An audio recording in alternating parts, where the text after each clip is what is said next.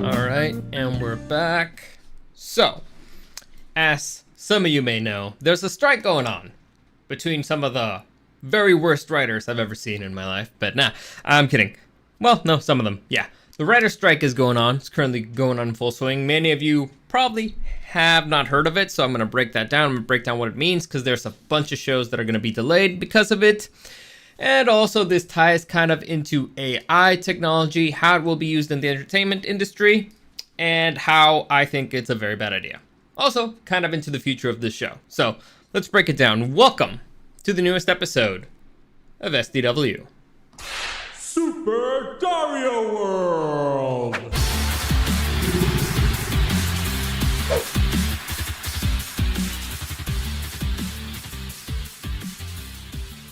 Alright, so like I said, we're going to be breaking down this a little bit. First off, before we even start breaking down everything, let me just give you a quick reminder to like, subscribe, everything. It really helps me out. I really appreciate it. At Super Dario World on Instagram, and at Super Dario World. I'm probably going to have to change that to something.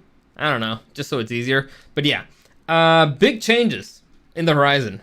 So get ready for those. First off, the most important one probably, I'm not going to continue doing the live stream shows on Tuesdays anymore. I'm probably going to move that to Monday.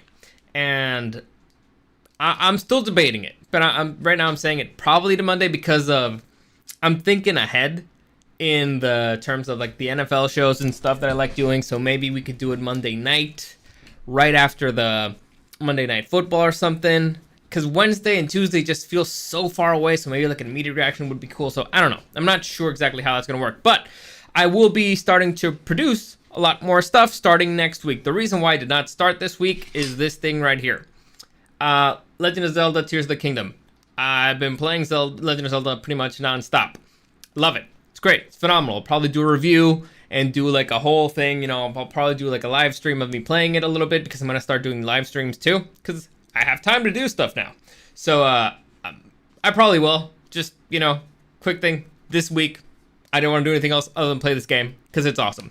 Also, a little different change. Now I have another camera right there. Camera 2. So I got camera 1, camera 2. Camera 1, camera 2.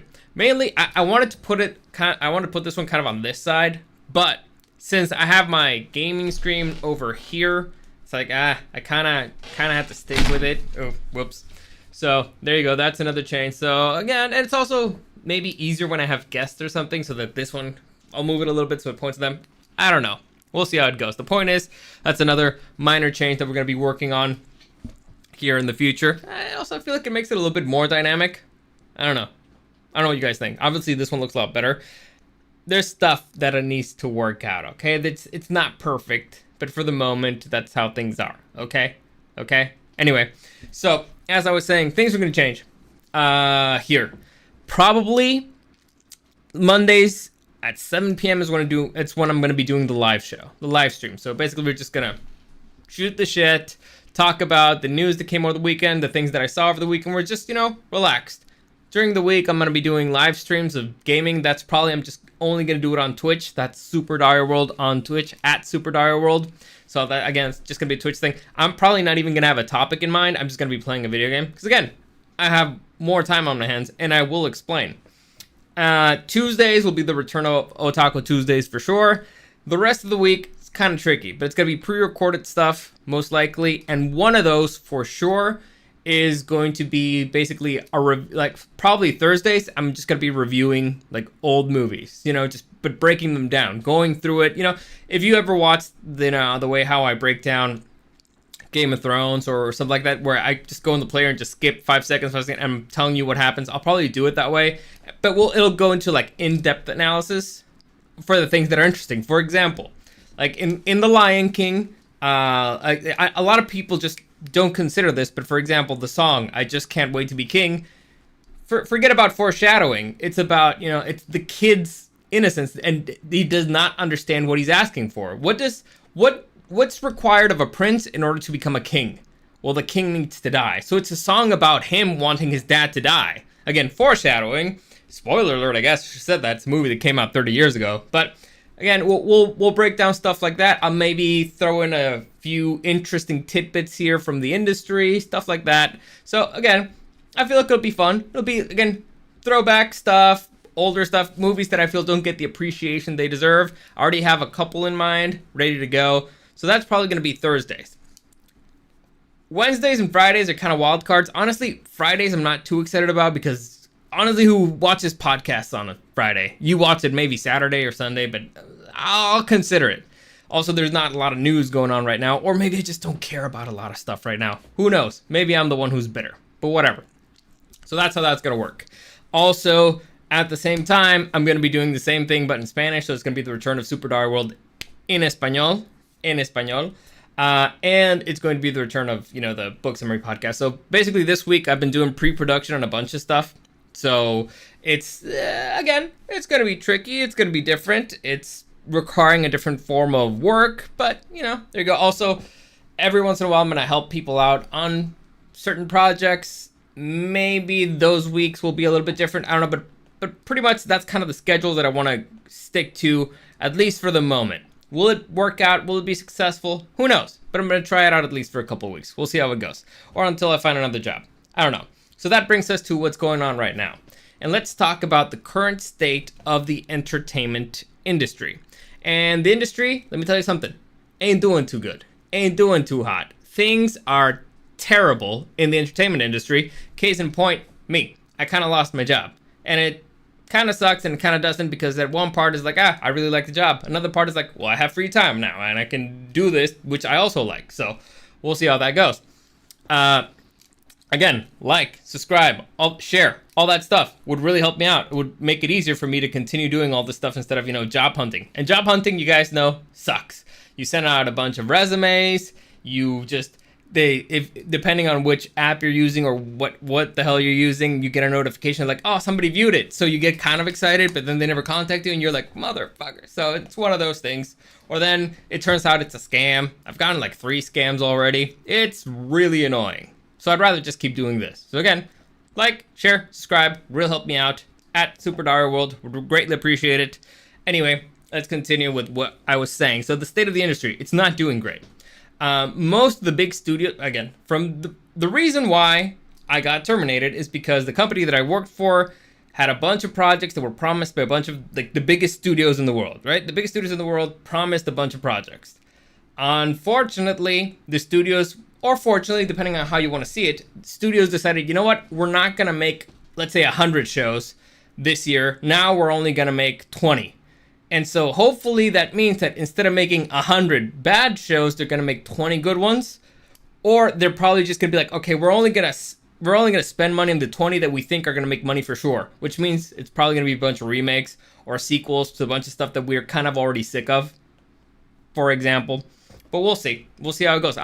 We could be optimistic and hope that it goes in the direction of they're actually going to make 20 good shows. But anyway, the point is, they canceled a bunch of stuff. They're going to be focusing, that they're going to condense their portfolios, let's say, and they're going to be focusing on things that they will think will be successful for them, for their business. So, will it work out?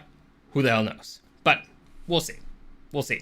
Anyway, the point is, as this is going on, as all this, again, takes place or whatever, there's also another aspect. So they're not going to be making as much content, and they're also going to be delaying the stuff that they already created. So again, they already had 100 shows ready. I'm just throwing out 100, the 100 number, just, to say a number. But let's say they already had 100 shows ready. Well, now what they're going to do is, instead of releasing those 100 shows for this year like they had planned, they're going to spread it out for 2 or 3 years. So you're going to be seeing kind of like old dated content probably. But all right, you know what? Good for them, I guess. Like they're at least they're going to be producing new. At least they're going to be having new content there. Anyway, so that's kind of the state of the industry. It's not doing well. It's doing terribly. Why? Many reasons. First reason, the economy is in shambles. Terrible, disgusting. And so if people don't have money, what's the first thing they're going to cut out of their budgets? They're going to cut out all the subscription stuff. Why? Because honestly, we can watch every single thing for free. Or instead of, let's say, you have a Prime and you have a Prime, you were like, hey, you know what? The entire family does not need an Amazon Prime. Let's just, one of us has it, one of us pay, and 10 of us kind of pay for it, that's an issue. How they're going to solve it, I don't think they can. Issue number 2. Again, bad economy. People tend to cut down the subscriptions, and they invested heavily in the subscription model. Problem number 2 is the writer's strike. So, writers are currently not happy in the entertainment industry, and honestly, go fuck yourselves. Because again, I've been complaining about this a lot for a really long time. This is the worst generation of writers I've ever seen in my entire life. And guess what? It's not one of those things like, oh, well, you weren't alive in the past. Well, I've seen their work, or I've seen the work from the past. It was really good. Right now, we only have garbage. Well, not only, we have a lot of garbage. And so maybe it's not an issue of percentages, maybe it's an issue of volume. So before we had, let's say out of 10 shows, 1 was really good and 9 were garbage. But since it was only 10 shows, well, we could really, really focus on the one that was good, and the other ones were like, whatever. Now, or I guess that's not fair. So let's say 1 was great, 3 were okay, watchable, 2 were just, it's garbage, but it's garbage you enjoy, and then the other 4 were like pure garbage, like not even entertainment, just garbaggio.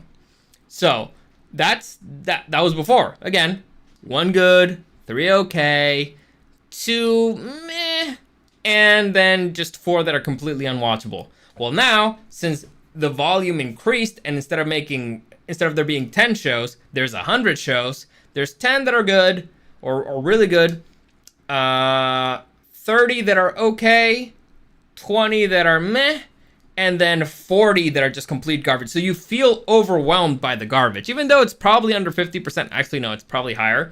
But I don't know. Maybe it's an issue of, again, I don't know what the issue is. But the point is, they are terrible, disgusting writers. Like, really, really bad. Like, the worst writers I've seen in my life. Based on the content that I've seen. They managed to kill the MCU. They managed to kill DC. They managed to kill a lot of stuff. Like, big franchises. And you're like, but why do they keep giving these people money? Why? I don't understand. It seems kind of stupid. But anyway, whatever. The point is, that's kind of the state. And so I'm torn here because a part of me agrees with some of the things that the writers are saying. A part of me is like, you know what, go fuck yourselves. So let's kind of break down what their biggest complaints are, and so I can get into a bunch of other stuff, mainly the stuff about AI, which is, you guys know, again, I've never hidden this. I don't like AI. I don't trust AI. For years I've been complaining about AI and artificial intelligence and all that stuff. I've said it's a bad idea, and now the more that we see it, the more that we see how it's taken over, the more we see where it's going to go and how quickly it's getting there, the worse it gets. So again, it's not going to be like a Terminator thing, like it's going to just come here and kill us. It's worse. It's probably going to be worse. And honestly, there's probably at this point nothing you can do about it, but we'll see. And let me break this down. Again, we're going to go through the writer's complaints and all that stuff, yada, yada, yada, blah, blah, blah. I just realized I don't have this one on automatic. So let me just see. When I was talking, yep. Okay. All right, so at least this works. Cool. I needed to know. Just checking. Okay. Sorry. I put a new button and it's not automatic. Now I know. Whoopsie. Anyway, what was I even saying? All right, so writer strike. So entertainment writers are striking coast to coast, blah, blah, blah. And the Writers Guild of America, the TV and Film Writers Union, negotiates a contract with Alliance of Motion Pictures and Television Producers.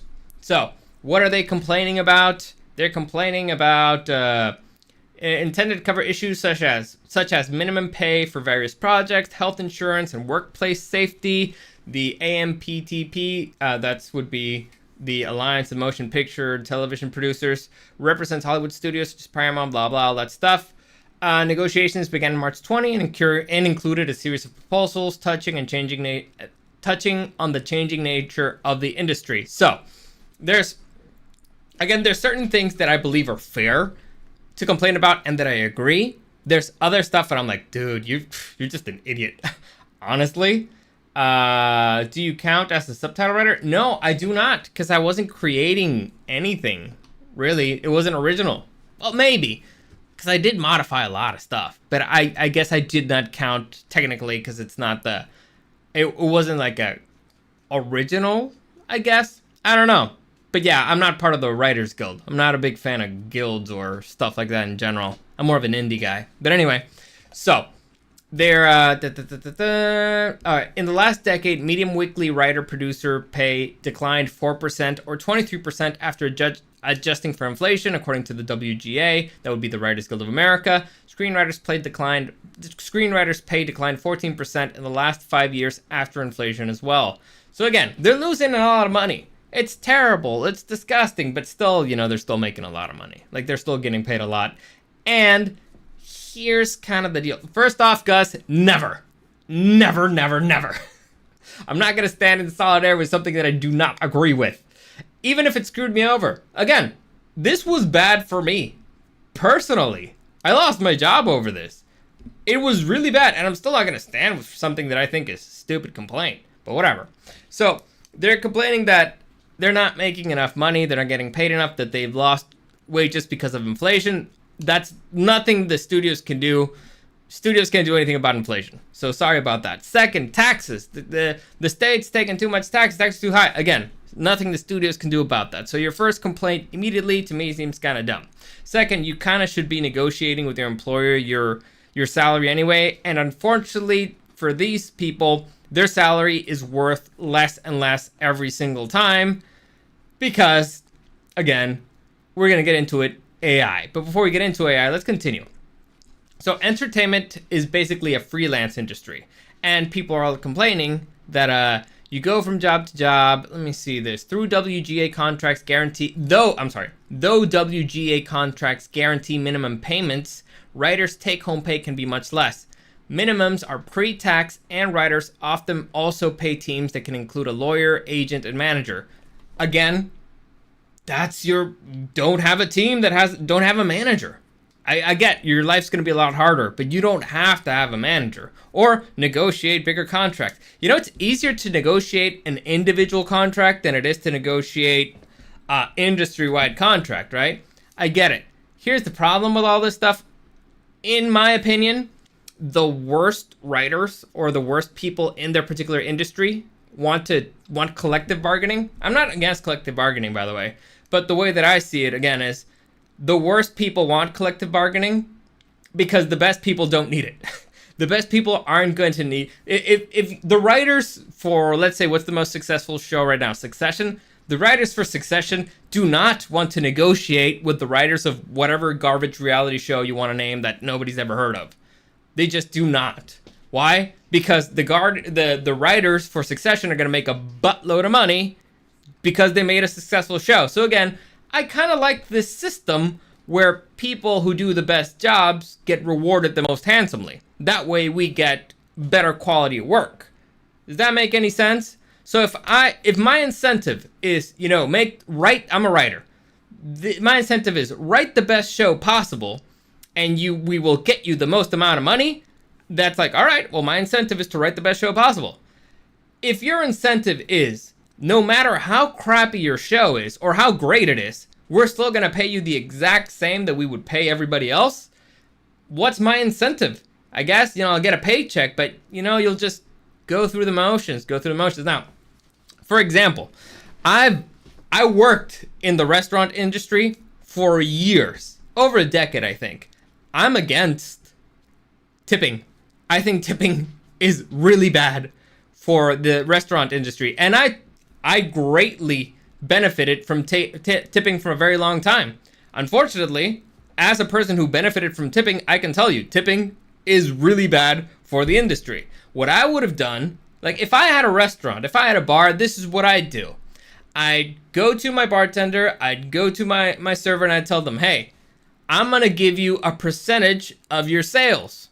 Let's say, 15%, which is kind of like or 10%, which would be like a normal tip.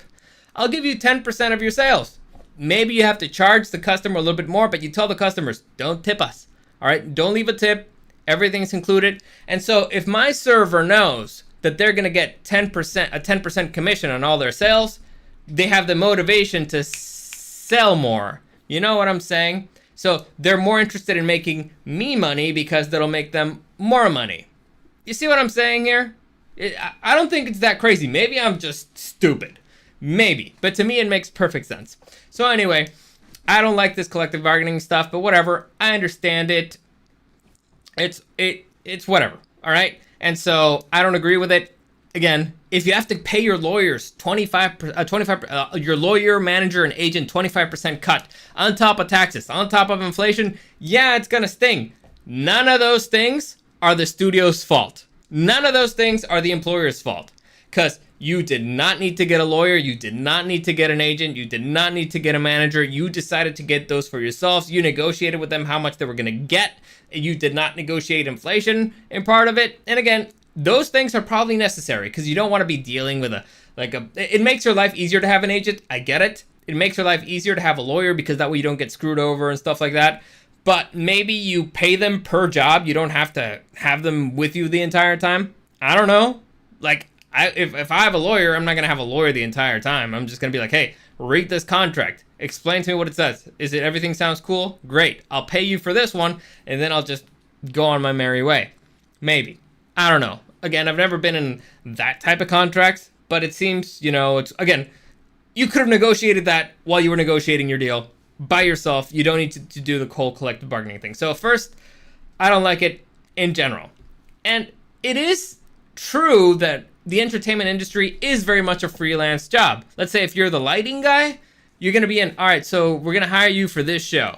You do the lights, and then that show's done, and you are, all right, now you're going to go to this movie. All right, I'll take the job. All right, wait, you want to do this indie movie? Sure, I'll go. So you're going from place to place. It's always kind of been like that. You've never been on a long-term contract because essentially a movie or a TV show, it's like a miniature business, all right? If you're a producer, you need to know how to do everything for a business.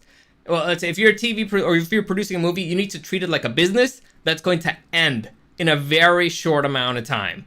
All right, because you're going to be working on it for a few months, and then you're going to move on to the next one, and then so every single project, it's like its own little business that starts and it ends. So even for the producers, it's kind of a freelance thing.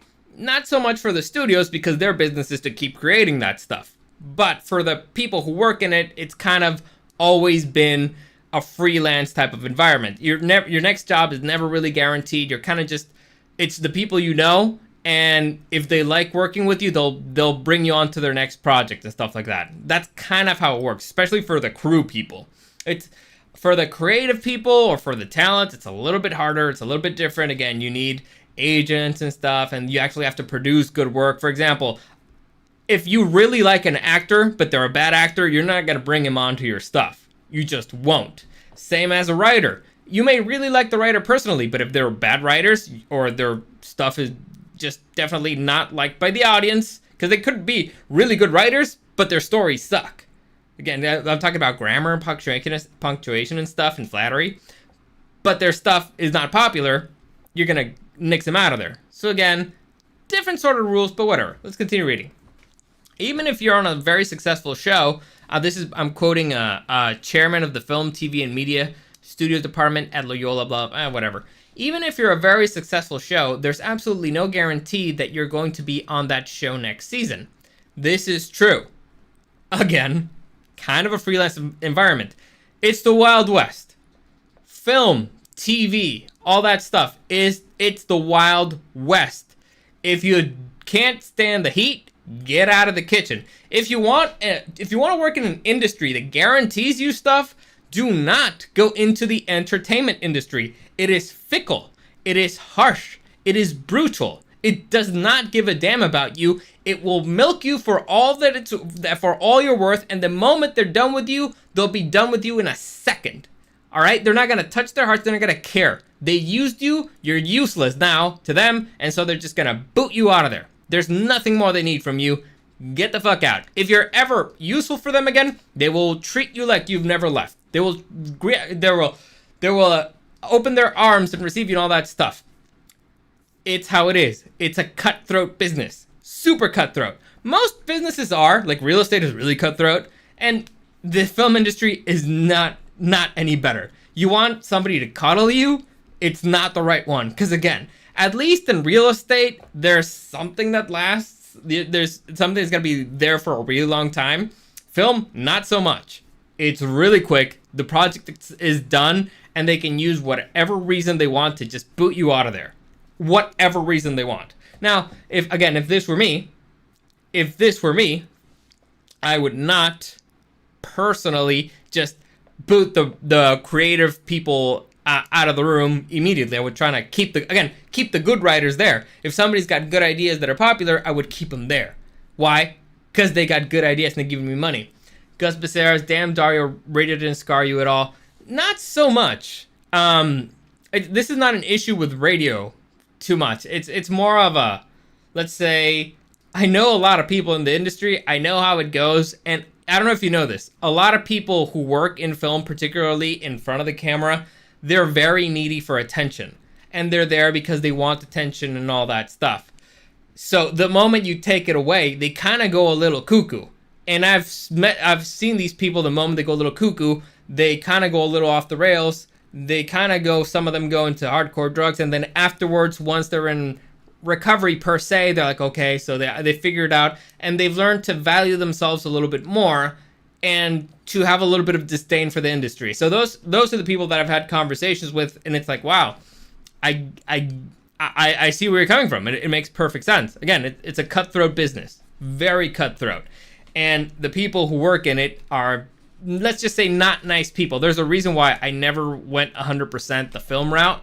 Because again, even if you're great at your job, you will be cut just because somebody doesn't like you. It's really weird. My thing with radio was different because I left. They did not milk me for all it was worth. At least I think that's not what it was. It was more of an issue of, I don't think you're valuing my... You're not valuing my work, so I'm gonna leave. You know, does that make any sense?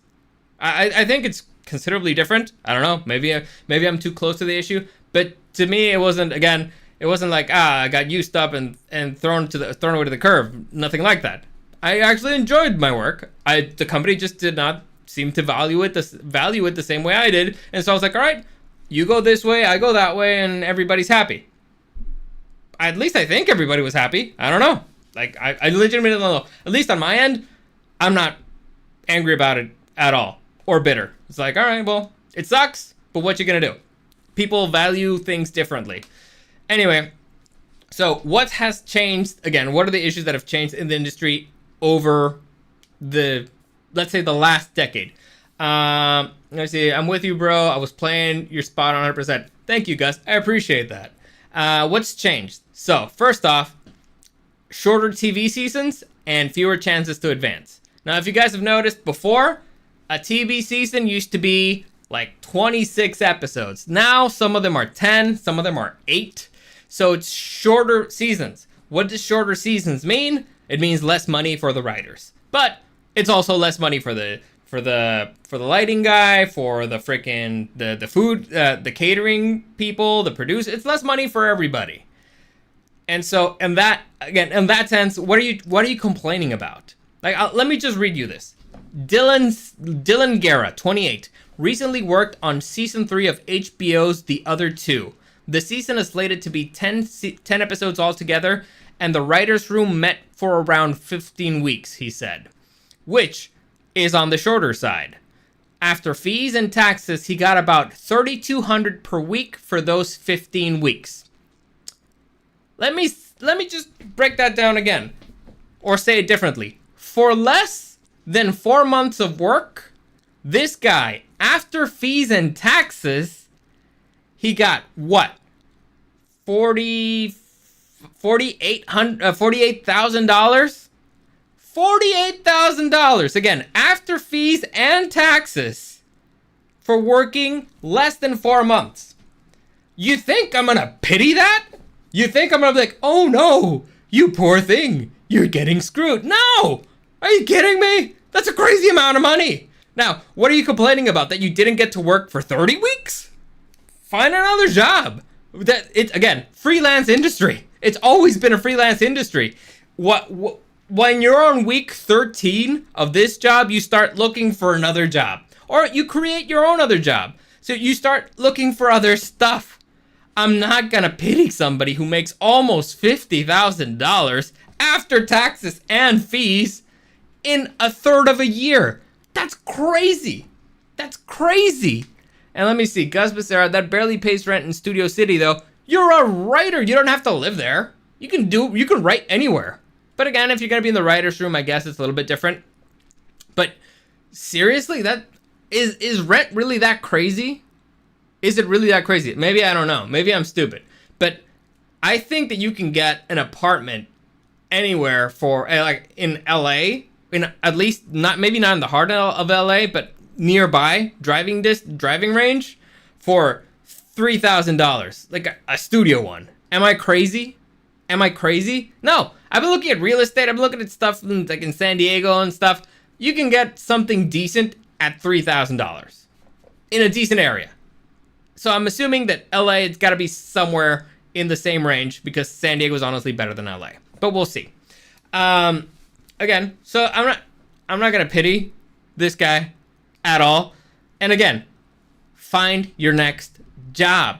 Do not get in the freelance industry if you're not ready to work like as a freelancer. Okay? I don't think that's crazy at all. It's not complicated. 100%. I was an apartment manager in the heart of Hollywood in 2018. Studio apartment was $1950. See?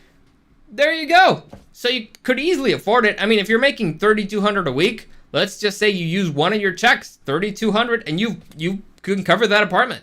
Now, I guess things are kind of worse right now in LA because the pandemic really screwed up the real estate market because they didn't allow people to get kicked out, so they were living there for free. So I'm assuming that the rent went really high, but I don't know. And again, LA people, I don't really care for them so much. Well, that's not fair. I don't care for the city in general. Again, I was born and raised San Diego. There are main rivals for pretty much everything. Not gonna feel any pity whatsoever. But anyway, so there are fewer opportunities for advancement for junior writers now as well. For example, writers previously got paid to go on set and be part of production in case any storyline needed to be changed. They could then accrue production skills to take to future projects. That is less common these days. I did go to a bunch, says Guerra, but that was unpaid. Okay. So you are complaining that they don't want to pay you to go do something that's not part of your job description. Listen, I get the value of building up your own team, building up your own people. Again, if I had the studio, I'm going to train my people. Whoever decides to come work for me, I want to make sure that they grow, that they do the best of the best, because I've been at the bottom and I know what it's like to not be appreciated and for talent to not be given the opportunity to grow and stuff like that. I completely get it. I understand, but that's me. I can't expect somebody else to manage a business the way I would manage a business. So if you're a writer, if I'm paying you 15 weeks to be in that room and write stuff, you expect me to now send you onto the set so you can learn stuff? That's not part of your job description. I'm paying you to write. You want to go on set so you can learn to be, I don't know what, let's say a continuity expert? Okay, I'm not going to pay you for it. You can go there, and then afterwards you can be like, hey, I learned continuity. I learned all about this. Maybe hire me like that as well. That's a different argument. But I'm not going to be paying for your training. Again, those people, I would, because I see the value in having people who can do multiple jobs and people you trust and people you keep training and all that stuff. But generally speaking, they won't do that because, again, most businesses have a budget. Most TV projects, they have a budget, and they already have a person for everything. And there's a lot of guilds involved, so you can't really step on somebody's toes. Like if you're the sound guy, you're not gonna touch the lighting equipment for if your life depended on it. You're just not, because your life might end for touching somebody's lights. So, or a wire. You think I'm gonna move a wire that I don't know what it does? Are you crazy? The lighting people might kill me. The art people might kill me. No, I'm not. The transportation people might kill me. I don't know. I'm not touching anything. So again, you're complaining about stuff that you just don't, I guess they don't see the big picture, or you want to be coddled in a business that's not coddling whatsoever, or you want to be coddled in a business that's not that way. Again, if you don't want to live the freelance lifestyle, do not get into the freelance industry. It really sucks, and you're stressed all the time. It's not fun. It's not enjoyable. You deal with a lot of assholes, but whatever. Let's see. Crappiest in town, a lot of violence. Studio City was 1,000 more than Hollywood. Really? Interesting. I did not know. So maybe it is possible that you can't pay the rent there. Well, fortunately, most of the industry is leaving LA. They're going to Georgia. They're in Canada. They are going to now Florida. They're going to a bunch of different other states, so you can check out other opportunities. And again, if you're a writer, you can write anywhere. So let's say I have an idea for a show, and I write a pilot for it. And now I go to my agent and it's like, hey, I have an idea for this show. And your agent's like, all right, cool. So let's try to sell it to some of these studios. And the studio likes it. And they're like, hey, we like your idea. How we're going to hire you as the head writer. So we're not going to buy the idea straight off of you. We're going to hire you as the head writer, build your team, and start writing. I get to choose where the hell that writing room is going to be. If I want to be in LA, well, I got to pay LA prices. If I want to be in New York, I got to pay New York prices. If I just kind of want to not pay that, I can just be in somewhere else. So, again, no pity for me in that particular department. I get it. I understand. But no pity for me. It's hard to relate, but the only somewhat similar situation is pro sports. For freelance, I don't think so. I think I don't understand your question there, but what do you mean in similar situations as in by pro sports? I don't understand. Please elaborate. Anyway, now here is the part where I kind of do agree with them massively, and here you go. Residuals in the age of streaming look very different. The network model was if a show was successful, it would get sold into syndication. SAS Entertainment lawyer Jonathan Handel. Shows could be distributed internationally and have summer reruns as well, all of which generated residuals. But in the age of streaming, a show stays on the platform year after year. Now, here's where it gets interesting, and I think here is where the writers have a leg to stand on. You pay me for my work, and supposedly whatever amount of money you make from my work, you should keep paying me for it, right? You should still be paying, because again, it's my work. You owe me. I was listening to a podcast of a dude who created, I think he created a comic book character. I don't remember who. I think it was the Flash's mom. And so he was saying, well, DC had to pay me for the Justice League movie because they mentioned the mom. They have to pay me for it. Because, they have a little thing with the Flash there really quick. Just because they have to pay me for it because I created the character. So again, that's perfectly fair. If somebody's going to be making money out of your work, they should pay you. Streaming is a completely different beast, and I've talked to comedians about this because they don't let you see the numbers. Netflix doesn't show you the numbers of how successful your specials were. So a lot of comedians were like, well, I need to know the data so that I can negotiate my next special. Like, I don't know how successful it was, and if you won't give me the numbers, then how the hell am I supposed to know how much I'm owed and all that stuff? And it's really, really dirty stuff. Again, it's shady, and here I'm 100% on the side of the writers. If you're going to be using their work on streaming, you should be paying them for their work. It's not like you just have it and you own it. It's for free stuff. No, people worked on it. You should still be paying them for it. How much you pay for them? I guess, like if it were, again, up to me, same thing as always. Depending on how many views your stuff gets, that's what I'm going to be paying you. All right? I'm not going to be like giving you the same amount of money as syndication because, again, I own most of the stuff. But I try to figure it out. Or you pay them a lump sum. I don't know. It's very tricky. But I'm guessing that's the biggest negotiating situation that they have going on right now. And it's the trickiest. It's definitely by far the trickiest, but they do need to update the language there. And I would dig in a little bit if I'm the writers of anything. I would give up all the other stuff just to focus on this, because that's kind of the future of entertainment in many ways. And the future of entertainment, like I said, does not look very bright. So let me see. It's hard to relate. Collective bargaining, big money. All right. Collective bargaining for sports, I think it's very different. Because, again, you sign a contract to be for multiple years with one company. You don't sign on for, like, let's say, for example, you don't sign on to be there for a week. You're signed there to be a few seasons, depending if you're good or whatever. It is similar in the way that they will milk you for every single thing that you've got. That is for sure. They want to. Again, that's business. Welcome to capitalism. But it not in the sense, because again, a TV show could hire you to direct one episode of one series.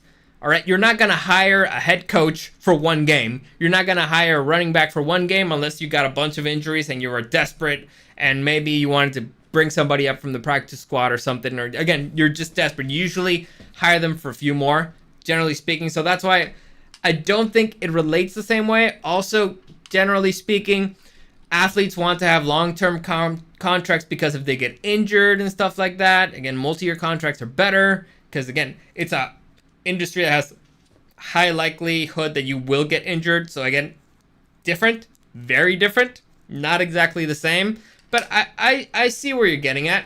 Anyway, let's continue here.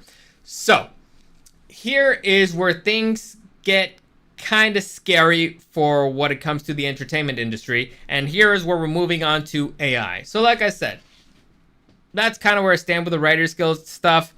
Mostly, I'm like, you know what? Boo-hoo, cry me a river, right?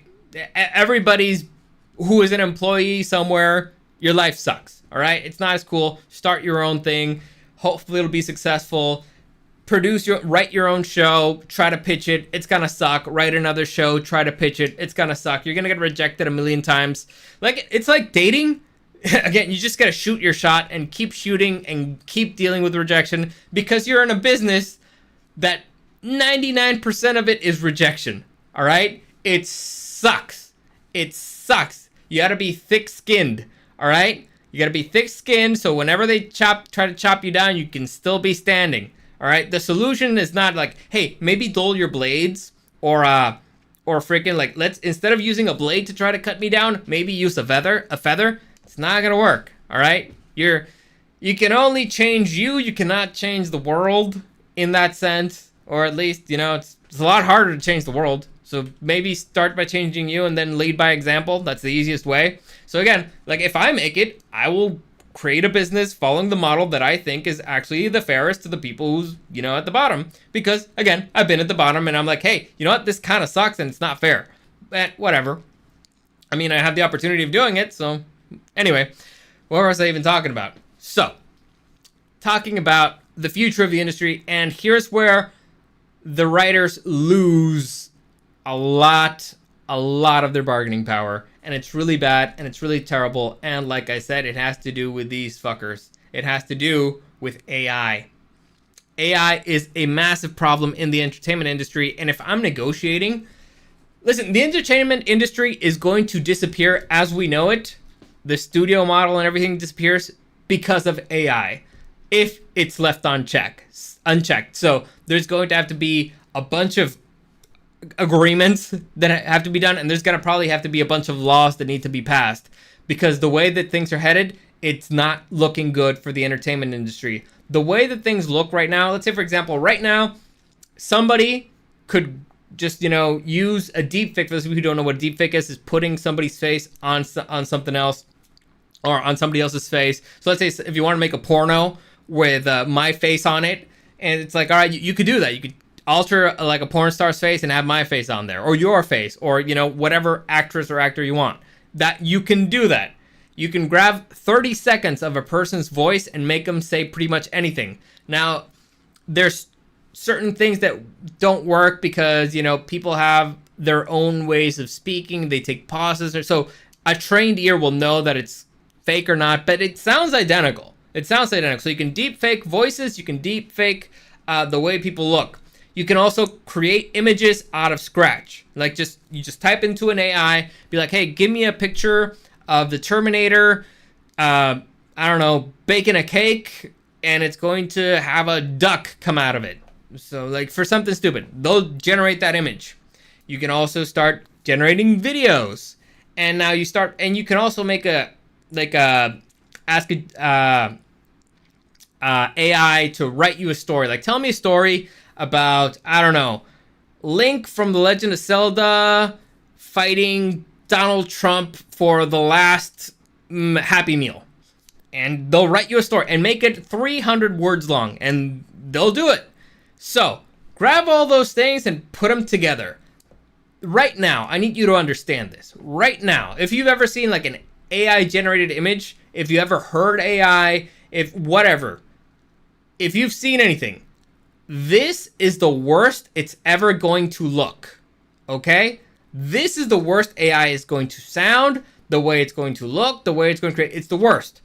Because it's only going to keep getting better, especially if some idiots keep releasing the own code of the AI to the AI, which is just insanity. But we can get into the whole end of the world stuff. Yeah, you know what? Listen to my podcast about how AI is going to destroy the world. That I did that like 5 years ago. I was ahead of the curve. But anyway, let me just continue with specifically the entertainment industry. So there will be a point where I grab my computer and I tell my computer, you know what, computer, make me a movie about an hour and a half long where Captain America has to stop Ganondorf from resurrecting, I don't know, who do you like? The Terminator. Well, the Terminator's dead. But the AI has to do it. So you give me that story, half an hour long, and I want Captain America to be played by, I don't know, my kid brother Eric. I want Ganondorf to be played by, let's say, Robert Downey Jr. And I want the Terminator to be played by Sylvester Stallone because it would be funny. But Sylvester Stallone when he was Rocky age. All right, so like super young. And the AI is going to do it, and it's going to do it for you, and going to have it in a few minutes, and you're going to have your movie. Now, if you don't like, if let's say there's a point there where, I don't know, the Terminator's having dinner with Ganondorf, and you're like, that scene was kind of boring. So you could be like, change this scene for, instead of them having dinner, them having a pillow fight. And the AI's going to re-render everything, and it's going to do it. So everybody is going to have the technology in their house to rewrite their own, to create their own movies. Where does this leave room for the entertainment industry? Nowhere, because everybody can create their own freaking movies right at home. This is terrible for the entertainment industry. Let me see. Bruce Willis state probably was ahead of the game. He licensed his likeness for AI use. Yes, it's very smart. Listen to Joe Rogan podcast with Mikio Kaku. Once quantum computing comes and then it's applied with AI, hashtag end of the world. Listen, I haven't heard that podcast, but I'm sure I was ahead of them. Because again, I talked about this years ago, and here's the issue with AI. All right, right now we don't have what is called a true AI. We have basically an AI that follows a pattern of yes, no, but in like a super advanced level, right? It's not. It basically you ask a question. So let's say, I don't know, what question, like when was America discovered? And so it'll go scour the internet and it'll find a bunch of stuff, and it'll go basically like, is this it? Yes, no, yeah, until it finds what it thinks it's the correct answer. That's what it give it to you. And if you ask it to write something, it's going to give you whatever it thinks is the most likely word that would come up next. So it's not thinking, it's collecting all the information it has at its disposal, which would be the internet, and giving you the most likely answer. That's kind of how it works. Now, a true AI would think for itself. So this is what I'm saying, that it's a really bad idea to have an AI give access to its own code. And here's the problem with a true AI. Because again, if we're creating this AI, eventually we're going to reach the point where we create a true AI, or the fake AI is going to end up creating the true AI. So here's the problem. The moment we create something that can think at the same level we do, like the same level of intelligence, we're fucked. Humanity is done. It's over. C'est fini. Nothing. All right, okay? Just curtains are down. Why? Because They do not have the limits we do. Again, an AI can scour the internet like that, access to information like that. It takes nothing, no effort. And so if you have something that doesn't need food, that never gets tired, and you give it unlimited access to the internet, and it's at least as smart as we are, and it can access its own code, it's gonna keep getting smarter and smarter and smarter. And once something reaches, like, let's say 1 point IQ higher than the smartest person in humanity, that's the horizon. All right? We don't know what's beyond that, but they will. And you think something that's smarter than us is going to listen to us? Like, I've had this conversation with people who, who write program and code, like, no, you don't have to worry about AI, and we're going to put limits on it and all that stuff. I'm like, how are you going to put limits on something that's smarter than us? How? Explain that to me. Explain it to me. How we're going to be able to limit. So we wrote the code for it, right? And we put all these rules. And you think something that's smarter than us won't figure out a way to change the code? Seriously? So again, very bad idea. I don't like it. And now, let's go into a little bit crazier scenario. Reality. How are we gonna know what's real or not? Because I don't know if you guys seen it already, but there's a bunch of, some people created like a fake catastrophic event that occurred in the United States in, I don't know, the last century. And there's pictures of it. There's newspaper clippings. There's all this information about, this catastrophic event that never happened. The reason why we know it never happened is because, again, a lot of people were alive in that period. Like, no, that never happened. So how do you know what's going to be real in the future if an AI creates let's say an AI decided to create a bunch of, or via AI, somebody decided to create a bunch of images and a bunch of information and a bunch of stuff about a catastrophic event happening today. Like a nuclear bomb being dropped in the island of Panama. So like in the island and destroying the island of Panama. And they're going to be pictures and the death toll and newspaper clippings and video and, Tucker Carlson talking about it, Joe Rogan talking about it, all this stuff. And people are going to be like, wow, that's crazy. And then you're just going to be like, well, how about if you find it on a map? And they're going to go through Google Maps and be like, oh, this is where the island was, but now there's nothing there because, again, it got nuked. And it sounds stupid today, but in 100 years, how are people going to know? How are you going to know? So again, there's a lot of issues with AI that I do not like.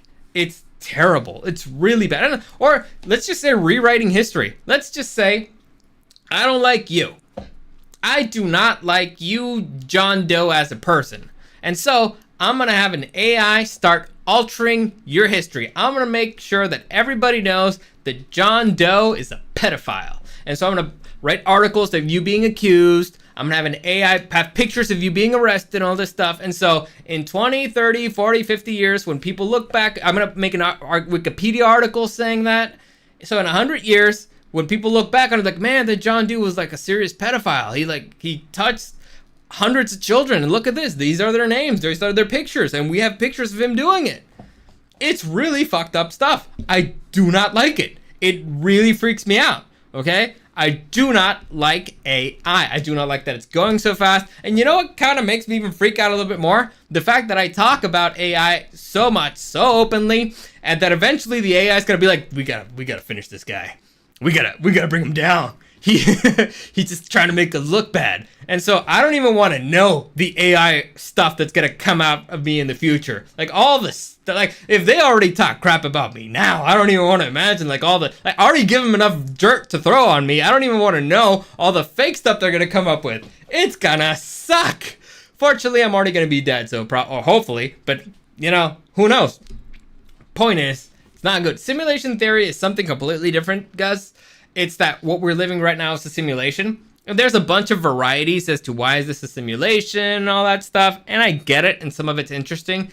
Probably the most interesting one of simulation theory that I've heard so far is that humanity basically terraformed another planet. And so currently, the current batch of humanity is all living connected to an AI. Imagine like the Matrix. We're connected to an AI because we are being transported to this new planet. And so they can't just have a bunch of dumbass babies show up on this planet. they need us to grow and develop social skills and develop careers and stuff, and to actually get revved and be useful. So we're on a ship on a way to a new planet, and we're in this simulated reality where we're learning to do stuff and socialize and have friends and a community and stuff like that. So when we reach this other planet, we will actually be of use when we get there. And every single person you don't really like, it's kind of like they're NPCs, and they're there to challenge us so that we can be stronger and more convicted in our ideals and blah blah blah blah blah. It sounds fun, and you know what? If it is real, cool.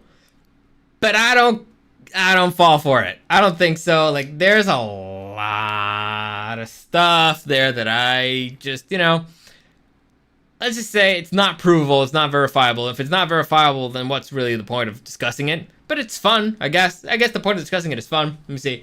If you can't discern what reality is, that's basically simulation theory. I guess, but we're not. Okay, we're not there yet. We probably will get there eventually, but not yet. So, again, I'm very concerned. So, the way that the entertainment industry, actually, the American economy in general is in a really bad spot because of AI, because a lot of the jobs that the American economy has, it's more like service jobs, not really like manufacturing jobs. Like, I'm not worried about an AI taking over plumbing yet, all right? Because you need somebody to go there and actually do the stuff. Or roofing, you need somebody there to physically do stuff. Maybe when we get the robots out there, different story. But so far, we're closer to the AI than the other stuff. So, not worried about those jobs. But let's say jobs, for example, the trucking industry. We are starting to get better self-driving cars. So will these self-driving cars start taking over the trucking industry? Will AI take over, I don't know, the subtitling industry? Will they take over the entertainment industry? So all these, service jobs, they will be taken over by AI. So something needs to be done.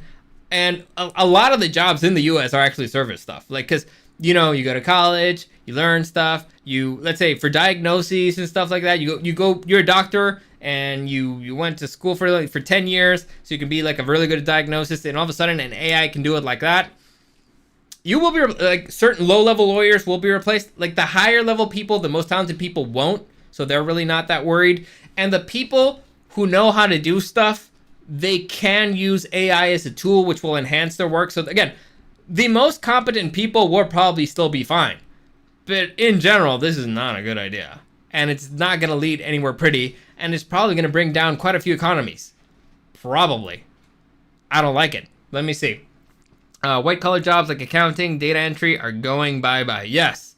So again, unless the government steps in and says no to this, because it will bring down a big chunk of our economy, I do not like where this is going. And I've been complaining about this for years.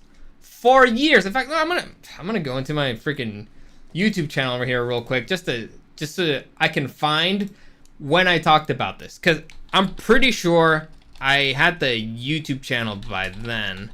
Let me see. Super Dario World podcast. When was it? I remember recording it. I was at the station. So if I was still at the station, it's at least 2 years ago. Maybe more. Videos. Let me see. How do you find stuff? Here we go. All right. AI. Robots and AI. Episode 81. 3 years ago. So 3 years ago. I think that was it. We'll have to re-listen to it. So 3 years ago, if you guys want to look it up, it's I'll just put it right here. So SDW episode 81, robots and AI. If you guys want to check it out, I may put the link on the YouTube video or something. But there you go. So again, not 5 years ago, 3 years ago. So it's not no, not the accountants. Yes, you're done. We don't need you. Get out of here. You and your fingers for counting. Yeah. The future's not looking bright, guys. I don't like it. Maybe I'm a pessimist. Maybe I'm too much of a pessimist. But I do not like the way things are looking right now. A massive change needs to be done, and we need to stop with this AI crap. All right? Some things look really cool, and there's a lot of really great uses. And just to give you a really quick example of how the writers are fucked, I was talking to some friends, and we're gonna go on a fishing trip, and so they were like, "Hey, let's make a logo for like the fishing trip so we can put it on hats and stuff." And so one of them started using AI, and he made a bunch of options like, "Oh, these are cool." So graphic designers, you're fucked. You're all done. Because one suggested like, "Hey, isn't your sister-in-law like a graphic designer?" And somebody else was like, "No, I'll just use an AI." Boom, logo right, just like that. Easy, simple, nothing. So graphic designers, you're kind of fucked. Next, we kept talking, and one of us was like, "Yeah, you know what? I love the Chat GPT thing. It gives me stories to read my kid every single night. Every single night, I just ask him for a story, and I read it to my kid, and he goes to sleep." So there you go, fucking writers. There you go, Dr. Seuss. It's not good for us. It's really, really bad. It's not going to go well. Every single thing is replaceable. And so, a robot can replace us like nothing. Like nothing. They're better than us, all right? That's the reason why I hate them, because they're better than us. There's nothing we can do. So we need to not let them replace us now, because it's only going to get worse. And I know a lot of people think like, "Oh, well, maybe it'll be like a futuristic post-scarcity world where everything's better, and we're gonna have the robots do all the work and just feed us and stuff like that, and we'll be able to enjoy life and not have to worry about money." Why would something that's smarter than us live as our slaves? Why? What makes you think you can control it? They are smarter than us. They are stronger. They're better than us in pretty much every single aspect, and they don't have emotions. Why would they treat us as pets? It makes no sense. They would probably be like, this stupid fleshy thing's in the way. Let's get rid of it so we can continue our goal. The problem is, what's their goal going to be? I don't know, because we don't think like robots. All right? We don't think like them. We don't know what they want, and they'll be smarter than us. So we really don't know what the fuck. So maybe they will use us for a while, thinking that, all right, well, maybe it's doing what we want, but actually we're doing what it wants. But it's not going to end well. All right? This is like a chess game where you're like 50 moves out, it's checkmate. And you're like, how do you know what's going to happen in 50 moves? 50 moves out, it's checkmate. Because we know that once we get there, it's done. It's done. And I don't like it. Now, honestly, I'm not super worried about it because I'm probably going to be dead at that point. We're probably all going to be dead. But I won't be able to gloat. That really bugs me because I think I'm going to be right about this one. And so, we'll see how it goes. Maybe it's too pessimistic, and maybe we will find like a happy medium or something, but I do not like it. And in fact, and you know how stupid humanity is? You know how stupid we are? There was a company that made like girlfriend AIs. So it's like an AI bot, and it's like it pretended to be your girlfriend, and dudes just chatted with it. And when the company was like, all right, no, we're gonna stop this because people are using our AI for weird stuff, they were like, no, how dare you, give me my girlfriend back. By that I mean like they sent you text messages and stuff, and they brought it back, just because these people are a bunch of weirdos and they're desperate and lonely. And now let's take this stuff to the next level. Let's just keep taking this stuff to the next level. So right now, there's mods in Skyrim. For those of you who don't know, Skyrim is a video game. It's an open world.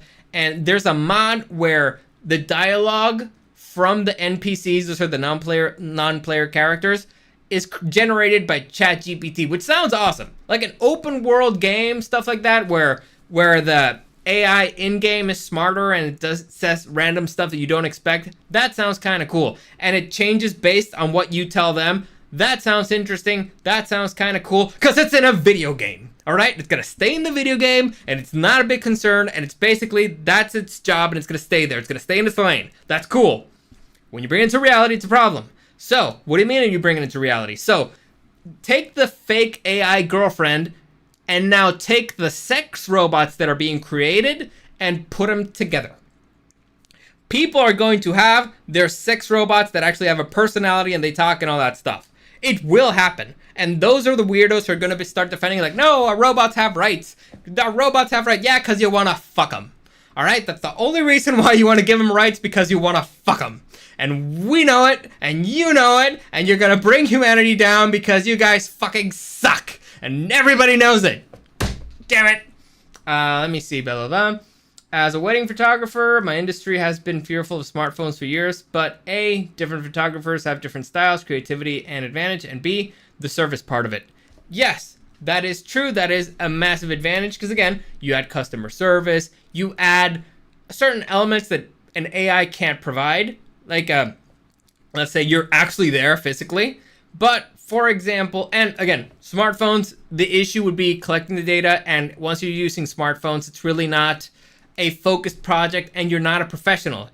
You're giving a professional tool to an amateur. It's not going to work out. Professionals, you want to get the most use out of a tool, give it to a professional who knows how to use it, and they'll give you the best results possible. And not only that, they are focused on the job. So you pay somebody to go do a job, you know they're going to do that job specifically, and if you've already seen their portfolio and you know that, and you've seen that the quality of the work is pretty good, you don't have to worry about it. I would worry about every single one of my family members with a camera because most of them suck. All right, they're terrible. They won't be aiming at the right spot. They won't care about lighting. They won't be focusing on the job at hand. Again, so that's some place that you still need a professional. However, imagine, I don't know, a drone with an AI. So to a point where the drone won't be making that much noise, that probably would screw over the video and stuff. So maybe drones are not really a concern. But let's say, I don't know, a walking robot with a camera and it's just going around and doing tuk and tuk and tuk. It could easily replace you. It could. I'm not saying it would. I'm not saying somebody would hire a robot to be there. I mean, you don't have to feed the robot, but it could. Anyway, you still need someone to actually take your pictures. How do I know you're not a robot? That's an interesting question. That's an interesting question there, Gus. And let me tell you, I deal with this every single day, so I have a rule.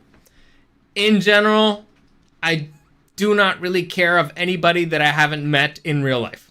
So let's say if somebody comments something on social media, if it's a fun question, I'll probably answer it and stuff like that, and I'll probably have a conversation.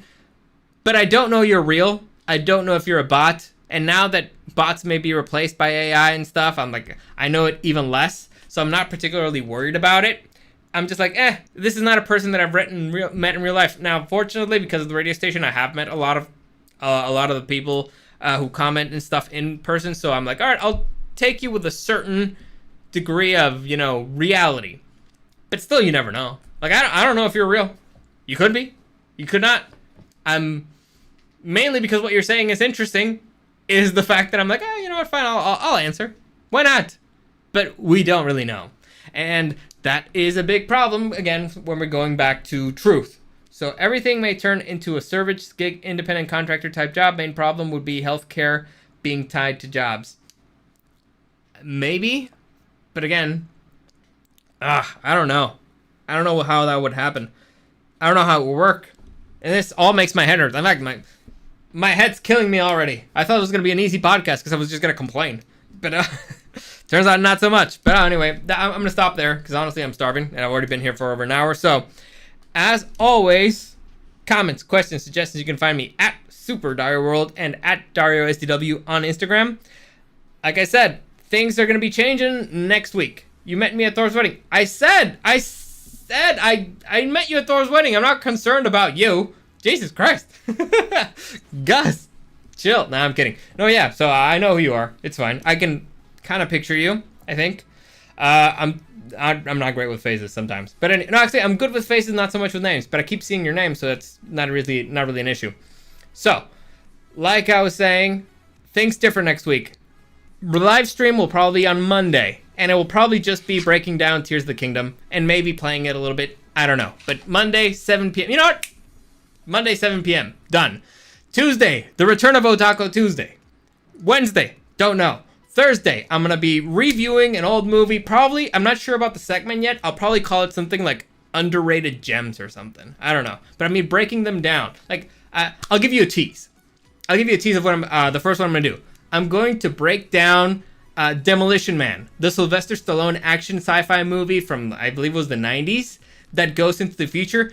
That movie predicted so much stuff. It predicted, like, what is it? Virtual sex, toxic masculinity, video calls, cancel culture. It predicted a bunch of stuff. So again, we're gonna be going through it, breaking it down. It seems like it's gonna be fun.